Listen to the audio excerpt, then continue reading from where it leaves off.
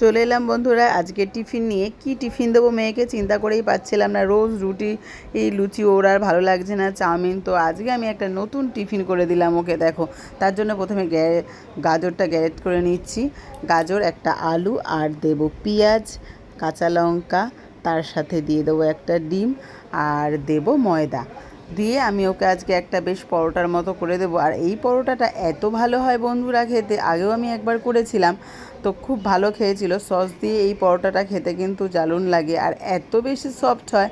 মানে তুমি যদি এই টিফিনটা 4 ঘন্টা, 5 ঘন্টা, 6 ঘন্টা বা 10 ঘন্টাও রাখো, তাহলেও যেরকম সফট থাকবে সেরকম খেতেও কিন্তু সুস্বাদু বেশ।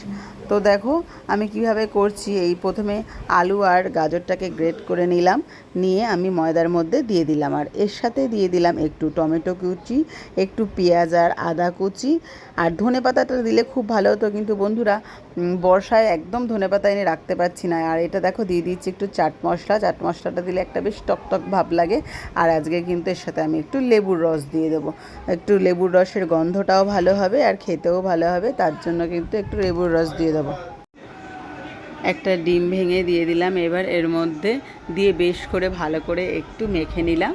মেখে একটু জল দিয়ে মানে পাতলা না হলে ব্যাটারটা ভালো হবে না। এরকম শক্ত শক্ত তো ও শক্ত হয়ে যাবে, তার জন্য কিন্তু এই ব্যাটারটাকে একটু নরম করার জন্য জল দিয়ে আর একটু হাত দিয়ে বেশ করে ঘুরিয়ে নিলাম, যাতে এই খাবারটা সফট হয়। এইভাবে মানে যে কোনো জিনিস আমরা যদি ফেটিয়ে নিই তাহলে কিন্তু ও বেশ নরম আর একটু ফোলা হয়। করার সময় বন্ধুরা দেখবেন এটা বেশ সুন্দর কিন্তু একটা চাটুতে দেওয়ার পরেই এই ফুলে যাবে।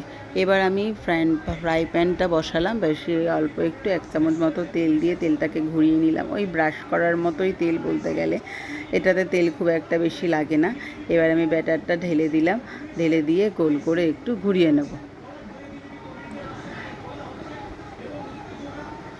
আর খুব সুন্দর, যেমন আমরা ডিমের অমলেট করি ঠিক কিন্তু সেরকমভাবেই এই কিন্তু জিনিসটা উঠে যায়, আর খুব ভালো খেতেও হয়। আর কে কে এরকম টিফিন আগেও খেয়েছো কমেন্টে জানিও বন্ধুরা। সচরাচর তো মাদের বাচ্চাদের টিফিন করে দিতে হয়, মানে রোজই টিফিন, তো কী টিফিন দেবো এবেলা ওবেলা, তার জন্য কিন্তু মাদের মাথা দিয়ে অনেক রকমই টিফিন বেরিয়ে আসে। যে এটা দিয়ে ওটা করলে ভালো হবে, ওটা দিয়ে ওটা করলে ভালো হবে, কিভাবে একটু ভেজিটেবলস বাচ্চাদের খাওয়াবো। তো এই সব খাবারগুলোর মধ্যে কিন্তু একটু ভেজিটেবল দিলে যায়, ভেজিটেবলটা ওদের পেটে যায়। এটাই হয় বন্ধুরা। দেখতে পাচ্ছ বেশ সুন্দর কিন্তু ফুলে উঠেছে আমার আর পরোটাটা। এটা জায়গায় একটা পরোটাই বলা যেতে পারে, ভেজিটেবলস পরোটা। তো দেখো এরকম একটু খুন্তি দিয়ে চেপে চেপে এটাকে ভেজে নিলাম। দুপিঠটা খুব হালকা স্টিমে ভাজতে হয়, তাহলে কিন্তু ভেতরের কাঁচাটা থাকে না, আর ডিমের গন্ধটাও একদম আসে না। আমি এইভাবে পরোটাটা ভেজে নিলাম, ভেজে নিয়ে ও টিফিনটা আমি এবার প্যাক করে দেবো।